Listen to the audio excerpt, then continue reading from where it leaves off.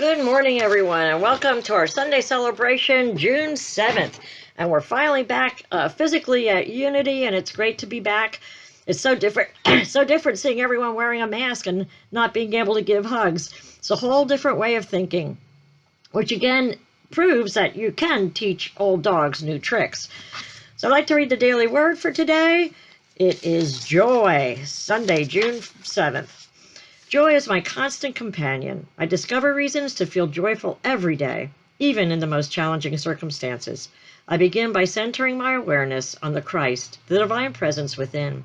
I feel love and peace lift my heart, and possibilities for good fill my thoughts. I am joyous. I may experience joy as exuberance, delight, and wonder. Joy may also come quietly as the peaceful reassurance of God's presence wherever I am, whatever I am doing. My awareness of joy brings a glow to even the most ordinary day. As I engage wholeheartedly in all that is mine to do today, I share my job with everyone. I share my joy with everyone. Through kind words, a sunny smile, and a warm welcome to everyone I meet, I radiate joy and bless the world with my positivity, happiness, and bliss. And from Psalm 118, verse 24, this is my favorite. This is the day the Lord has made. Let us rejoice and be glad in it. So I heard the other day that at the convenience store near me, a robber came in and he didn't have any mask, only holding a gun, and they asked him to leave and come back and put a mask on. Kind of a little funny one this morning. So as I was contemplating my message today, I was thinking about all the happenings over the past several months, including some of the lessons and the blessings that came from this whole situation and from other events that recently happened. So this virus has affected almost every country in the world, so it brought us a common bond and hopefully made us realize that we're not so different from anyone else. Everyone in the world works for a common goal: to save lives, to maintain well-being, and to provide safety and well-being for everyone. The world may have judged the virus as a common enemy or a common evil to conquer. But remember, Jesus warned us about judgment. Judge not by appearances, but when you judge, judge by righteous thinking. First, I guess I would have to ask, if it's a common evil, what's evil? This is a great philosophical question, but have no fear, this will not be a philosophical discussion, although I will give a passing nod to Plato, whose definition of evil is the absence of good. It's very concise, but again, if you think of God as good and good is everywhere, how can evil be the absence of good, of God or good? Could it possibly be that evil is just a frustration or the covering up of the good? So as we talk about the evil, if you remember the Sermon on the Mount, Jesus said, resist not evil. Mahatma Gandhi meant the same thing when he said, non-cooperation with evil is as much a duty as cooperation with good. Both Jesus and Gandhi were drawing upon this very important principle that any person interested in working for change or evolving spiritually should be aware of. When the threat of the virus first appeared and our routine lives were threatened, many became fearful. And I believe this was because all the media and the unknowns of this. I believe as we went on, the fear factor of the virus lowered, despite how hard the news media tried to heighten it. It was probably due to some extent that we learned what we needed to do to keep ourselves safe. We had an increased understanding, and our increased understanding dissipated fear. When most people got used to the idea, this is the way it was, we settled into a new norm. It was only then, when we could let go of the fear, that we could begin to see many blessings this has been given us. When we were in the fear mode, people were stocking up on toilet paper. When we were in the acceptance mode, people were sharing that toilet paper. In the mix of the videotaping my messages, my new computer stopped working. I had to call Dell for service. I was on the phone for about an hour until we figured out that I had to send it back anyways. But during that time, I got to have a really nice chat with the serviceman. He asked how things were, where I was from, and how he also had to learn a different way of thinking. And I asked him the same. He was from India, and he began telling me how this has really made people look differently at what really matters in life. I thought that was really cool to have this discussion with him. To many, it showed how precious life itself really is, and how much we take it for granted. Only with the threat of sickness or even death do we really appreciate life. We spoke about how we learned to value family and how families were spending more time together. We spoke about how we valued our friendships, again, when we only realized what they meant to us when they were distanced. We spoke about how people were helping others in need since we were all in a common place. Many took time to do things that they wanted to do at home but never took the time to do. Families ate together. They found new and fun ways to connect. I know personally I did a lot more meditation, read or listened to things that would inspire me. Overall, we said gratitude was expressed to those who had to work to maintain life and essential needs for others. Workers like grocery store workers, people working in factories that normally we would never have gratitude for. Now we see these people. Then we do have those that still talk about the fear of the second wave. We focus on the state of the economy. They place blame on how things were handled, how it all started, where it came from. So why do we have those two different types of people handling this so different? I believe for most, it is their spiritual practice that got them through this, how they looked at things, how they perceived the situation, and the resulting actions towards it. I think it is important to give ourselves an attaboy for doing well.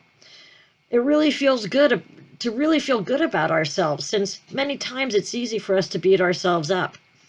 It's okay and it's great to give yourself credit, to reinforce your good deeds, to cement them in your subconscious. It shows that these teachings, these universal spiritual laws that we know about, can work when we practice them. The more we identify that we practiced them and they worked, the more we will tend to work them more. They will become a habit. They'll get really planted into our subconscious. So what did we do to do that practice? For many of us, it was a matter of resisting not evil, but overcoming evil with good. My son, when he was 4 or 5, he would say his prayers at night, and he would go through, God bless Mommy, Daddy, Nana, Pop, Ricky, Randy, and all my friends. And please, God, don't let me be blank. And he would say that every night, don't let me be blank. And I always wondered what that meant. So the one morning I said, did God help you not be blank? And he goes, oh yeah, I wasn't blank. And I said, what is blank anyway? And he whispered, scared. He said, but I don't want to say the word because then it makes me feel even more scared. And I realized that he knew this law. Our words our words cause our emotion, which causes our actions. The more we say the words that make us feel scared, the more we'll feel scared and increase fear. So he knew that if he would use another word and not even say the word scared, he wouldn't feel scared. Also, we had a huge storm the other day, and I was visiting my grandchildren, and my 3-year-old grandson put his hands over his ears, and he doesn't say much, but he says Halloween, and he said Halloween because that's his word for being scared. So the storm got really bad. The thunder and the rain was kind of coming at an angle, so we all went into the house, and we looked out the door, and we were saying, whoa, look at that. Oh, this is really bad. He pushed everyone away and shut the door, turned around and went, ah. He knew. He shut the door. He did just not want to give his energy to something that scared him. He felt safe inside when he wasn't looking at the storm, even though he could still hear the thunder. I believe this is the key, to know that whatever is going on out here in the world, we have a safe place within. And when we go within, we can ask to see the good. We can ask for guidance. I found a great essay by Eric Butterworth that he wrote around the time that the movie The Exorcist came out. In this essay, he wanted to talked about the term evil and the devil. Butterworth wrote, Jesus actually gives us some keys to self-exorcism. And he said when we're in a state of fear, and when we're in the fear mode or anything like that, really we're in the state of the devil, that our fear is our devil. So we have to do a self-exorcism. First of all, when he says a man's enemies are they of his own household, he puts it very clearly, the point that the problem is always what goes in within ourselves, not what goes on around us. So he is saying we may think it is something out here, but whatever is going on out here had to trigger something inside. The Greek writer who translated Jesus' Aramaic into the phrase resist not evil used a Greek verb which means to set oneself against. Jesus urged his listeners not to set themselves against what causes suffering. In other words, what we find distressful, we should not resist or oppose. Gandhi similar spoke of his duty when he said not to cooperate with evil. So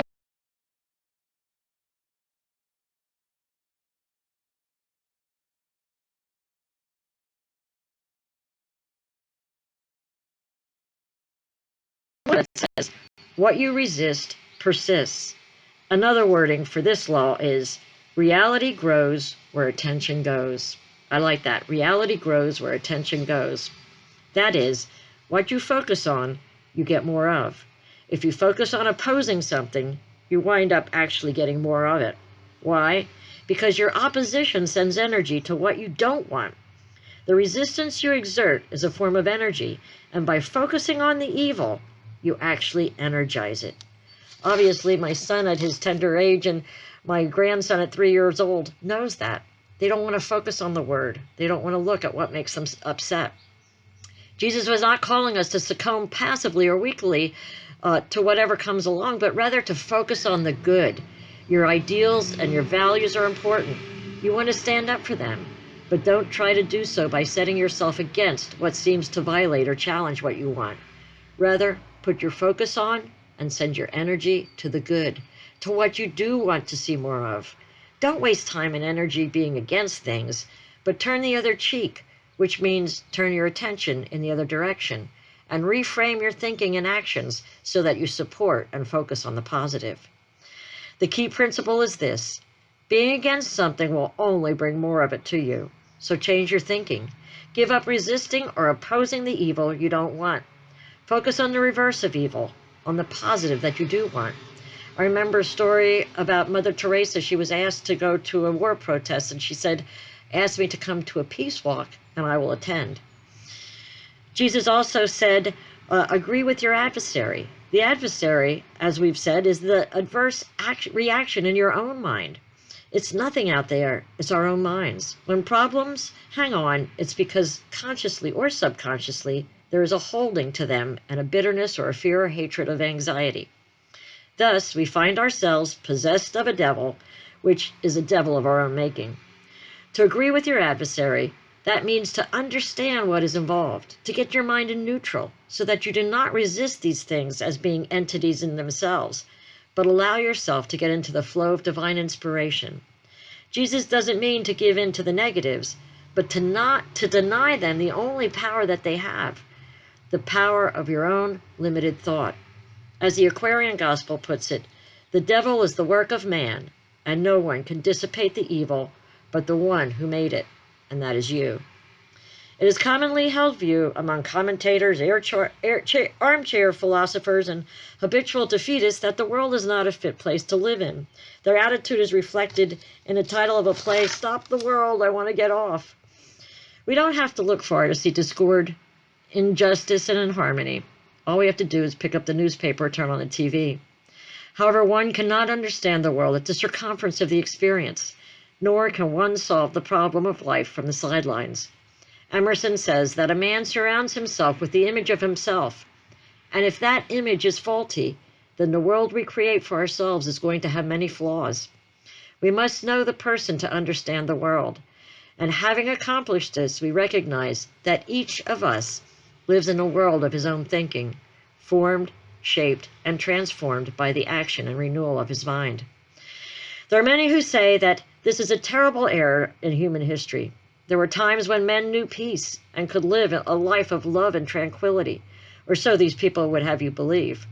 When the world was once perceived that way, it seems to continue that way. The poet says, "We think in secret, and it comes to pass. Environment is but our looking glass." Many of our fears in regard to this state of society are related to our own personal sense of insecurity. We are so tied up with our possessions, so deeply in the habit of doing things in a certain manner, that we resist the inevitable changes that must and do take place. Our lives will never be the same as they once were. But this is part of the unfoldment and growth for us as persons and as our civilizations. So how can we continue to do this, to get through the seemingly evil, to not resist those things that disturb us? On Thursday evenings, we have been discussing Florence Scovel Shinn's book, The Secret Door to Success. Chapter 8 is called The Watchman at the Gate. From Jeremiah 6:17, it says, "Also I set a watchman over you, saying, hearken to the sound of the trumpet." We must all have a watchman at the gate of our thoughts. The watchman at the gate is a superconscious mind. We have the power to choose our thoughts. Since we have lived in a race-conscious thought for thousands of years, it seems almost impossible to control our thoughts. They rush through our minds like stampeding cattle or sheep, but a single sheepdog can control the frightened sheep and guide them into the sheep pen. Shin wrote, "I saw a picture in a newsreel of a shepherd dog controlling the sheep. He had rounded up all but three. These three resisted and resented. They baaed and lifted their front feet in protest, but the dog simply sat down in front and never took his eyes off them. He did not bark or threaten. He just looked and sat in his determination.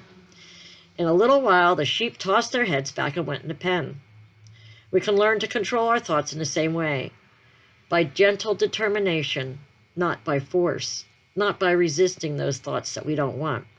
We take an affirmation and repeat it continually while our thoughts are on a rampage. We cannot always control our thoughts, but we can control our words. The repetitions impress the subconscious, and we are then master of the situation. Be undisturbed by a situation, and it will fall away of its own weight. There's a spiritual law of indifference. None of these things move me. None of these things can disturb me, we might say in modern language. When you can be no longer disturbed, all disturbance will disappear from the external. Let me quote from the 31st chapter of Jeremiah. The keynote is that of rejoicing. It gives a picture of the individual freed from negative thinking. "For there shall be a day that the watchman upon the Mount Ephraim shall cry, Arise, go to Zion, upon the Lord your God. The watchman at the gate neither slumbers nor sleeps. It is the eye which watches over Israel." But the individual living in the world of negative thought is not conscious of this inner eye. He may unconsciously have flashes of intuition or illumination, then falls back into the world of chaos. It takes determination and eternal vigilance to check up on the words in our thoughts. Thoughts of fear, failure, resentment, and ill will must be dissolved and dissipated. Take the statement, "Every plant my Father in heaven has not planted shall be rooted up." Negative thoughts are not planted from the superconscious mind of God. This gives us a vivid picture of rooting up weeds in the garden. They are thrown aside and dry up without the soil to nourish them. But the individual living in a world of negative thought is not conscious of this inner eye. You nourish negative thoughts by giving them your attention. Use the spiritual law of indifference and refuse to be interested. Soon you will starve out the army of the aliens, and starve out the enemy. Divine ideas will crowd your consciousness, false ideas fade away, and you will desire only that which God desires for you. When your eyes have seen your teachers will disappear. The spiritual law of indifference means that you are undisturbed by adverse appearances. You hold steady to the constructive thought which wins out. But the individual living in the world of negative thought is not conscious of this inner eye. We need to realize that as long as we keep our eye focused on the positive, we will see the positive, and the positive will expand. Eric Butterworth also writes, "To remake your world, you must be willing to let go. You must acknowledge that he who is within you is greater than he that is in the world. You must be reassured that life, in a very, very real sense, is lived from within out. You need to know that reality is not material nor destructible. As Jesus said, 'In the world you have tribulations, but I have overcome the world.' He accomplished this by rising above worldliness and being undisturbed by worldly things. Jesus would never be fretful about the changes swirling around us today. As I am fond of saying, he was living on top of the world. The psalmist says, 'He that sitteth on the heavens shall laugh. he shall set all things under his feet. We also have to know God never closes one door without first opening another. For some people, this might be a little more than a cliche, but it really is true. Think back to the many experiences of your life. Not all of them were at first glance good. However, do you not find that many open door miracles where seemingly misfortune proved to be in the final analysis some blessing, where crisis became opportunity, and where temporary loss led the way to permanent gain? In the book of Revelations we are told, "Behold, I have set before thee a door opened, which no man can shut." It has always seemed to me that this door represents your eternal relationship with the infinite, a divine desire to guide you in the complete unfoldment of your inherent potential. We need to constantly remind ourselves that the overriding purpose of life is growth, and that growth can only come with change. Life is not a static condition, but a dynamic flow of experience. The human in us resists change, seeks to settle down, tries to hold on to possessions and relationships. Usually, we refuse to give our place to anyone. Though all things change, nothing perishes. You may lose your job, but you can never lose your ability to create, to serve. You may lose your house, but you cannot lose the consciousness which attracted the substance which built that new house, nor the family spirit which made it a true home. One man, having lost his home and all the possessions in the fire, were discovered resting underneath a tree, fanning himself. He announced that he would start rebuilding the following morning. It's not what happens to us, it's how we react to that. Our particular reaction is whatever circumstance or happenings come our way is the key to our lives. It is at that point that we determine whether we will let the infinite substance of God flow through us to meet the need, or whether we will flounder in self-pity and thus create a barrier of negative thought. You may have thought that you could have succeeded if this wouldn't be, you'd have more money if this wouldn't be, but know that no door is shut without something good coming your way. Recall the Bible story of Joseph, whose brothers had sold him into slavery. After a whole bunch of circumstances, he rose to what might be the early day prime minister of Egypt.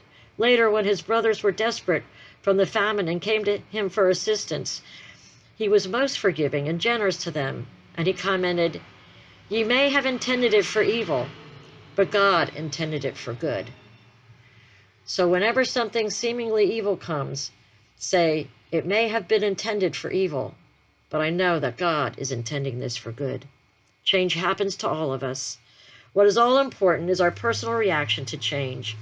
Change often seems at first to be bad news. They may range from inconvenient to be awful, but Paul advises us to overcome evil with good. Have you ever thought of overcoming apparent bad news by naming it good? When changes strike your life, instead of worrying about how unexpected it is, affirm right then and there that all things will be working together for the good. Name it good, whatever happens. You don't have the time or the faculty to be the prosecutor. Never get embroiled in bitterness and wrath. Simply name the experience good.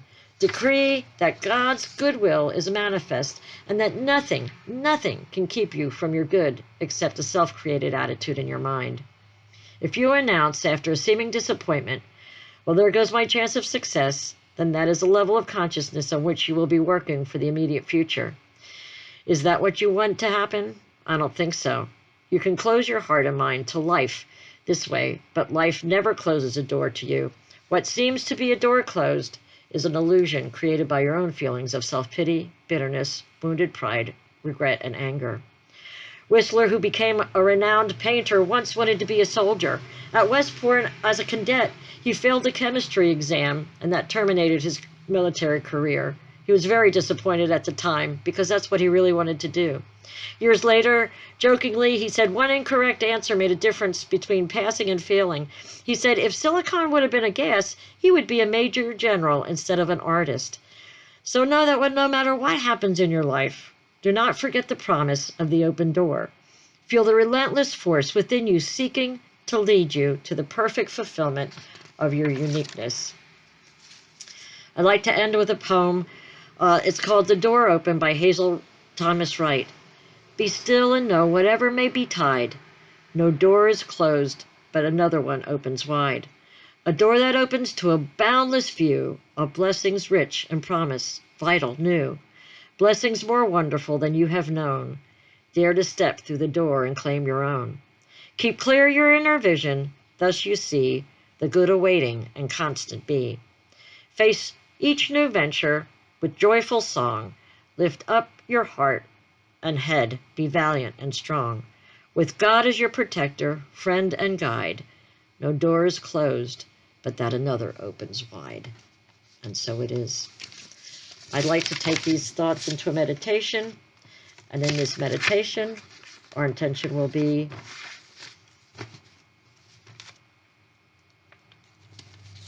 creating peace with what is.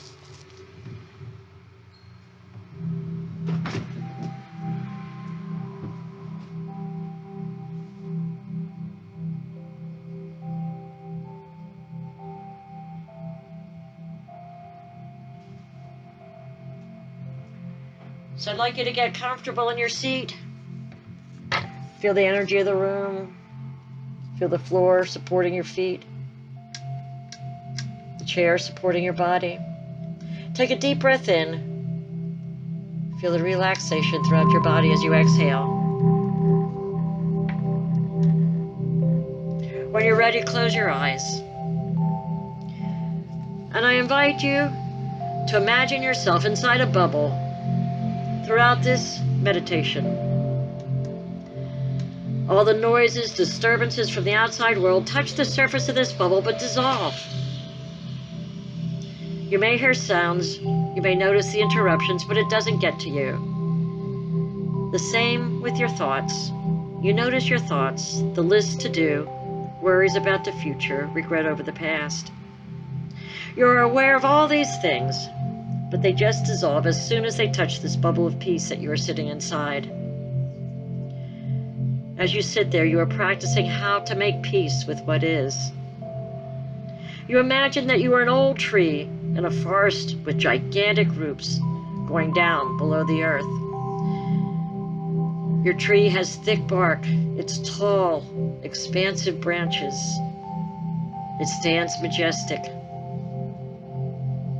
You're standing on the side of this mountain with roots deep into the mountain. And yes, there are younger trees around you, but you are the large mother tree. Visualize yourself embodied inside of this tree. You are one with this tree. And as you do this, you can see the entire life of this tree from the time it was a little seedling. And you see how it swayed in the wind when the tree was young. You see its ability to bend but not break in the storms. You may see how some of the branches broke during the thunderstorm, but you as the tree stood standing. You see how over the years this tree has changed with the seasons, sprouting leaves, sprouting flowers and fruits, leaves turning yellow, brown, and then falling off, and their then bare naked branches withstanding the wind, the rain, and the snow. And then doing this cycle over and over and over again for the past 50 or 60 years. Bears have lived in its trunk. Squirrels have nested. Birds have made their home, and millions of insects, bugs, and critters have crawled all over this tree. Owls have sat there at night, and bats as well. And you see this one moment where a couple of hummingbirds traveling through the area hung around the tree and the bushes underneath it. Blue jays and robins and crows and even blue heron have all perched on the branches of this tree. And as you have embodied yourself inside this tree, you also connect with the equanimity, the sense of peace, and the observance that this tree has emanated. You feel the acceptance of this tree. The tree has accepted whatever has happened to it. The rain, the snow, the wind, the thunderstorms. It was always in a state of peace with whatever was going on, continuing with the ability to provide shelter for those animals, and to bear its luscious fruit. It did not resist it, did not ignore it, but it stood there calmly as a witness to what is. And you are able to absorb that within you.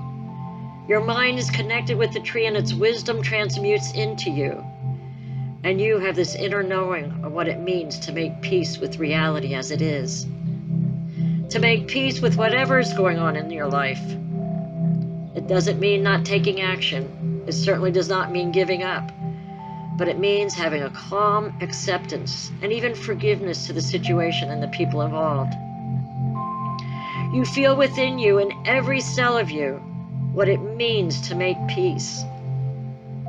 And what it means to make peace with yourself, regardless of your past actions, regardless of things that you did or did not do, thoughts that you had or did not have, things that you said or did not say, the emotions that arose in you, the frustrations, the sadness, the anxiety, all of that you find a way to accept. You are making peace with yourself. Loving yourself and giving gratitude to yourself just the way you are. And that's the message of this wide old tree, showing you how to be at ease, to flourish and to thrive despite harsh conditions, to prosper and to even grow in conditions that are not favorable or harmonious or amicable. Making peace with whatever is going on gives you the strength, the wisdom, and the inspiration to take compassionate action, to dissolve negative energy and negative emotions. And the simplest way to make peace is to witness whatever you are feeling. And by observing, becoming aware, you allow it to dissolve, clearing up a space for constructive, positive action and for bringing love and compassion into everything that you do. Bringing love and compassion to every word you speak and every thought that you have. Making peace with yourself and making peace with what is. I want you to take these thoughts and these feelings and this knowing of peace, implant them into every cell of your body, into your subconscious memory, knowing that you feel the peace of this tree. You have the strength and the wisdom of this tree. At any time that you need a reminder, know that you can come back to this tree and ask for its guidance, its wisdom. And just by observing its life, the wisdom will come to you again. We all need reminders from time to time. So come back to this tree, whatever you need to connect with its wisdom again. And I invite you to sit with this wisdom and peace. Take a few deep breaths. Continue to feel that peace and bring that peace back into your room and into your full awareness. Slowly open your eyes, slowly move your body.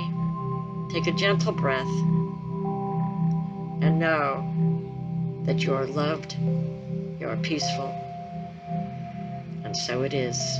Amen.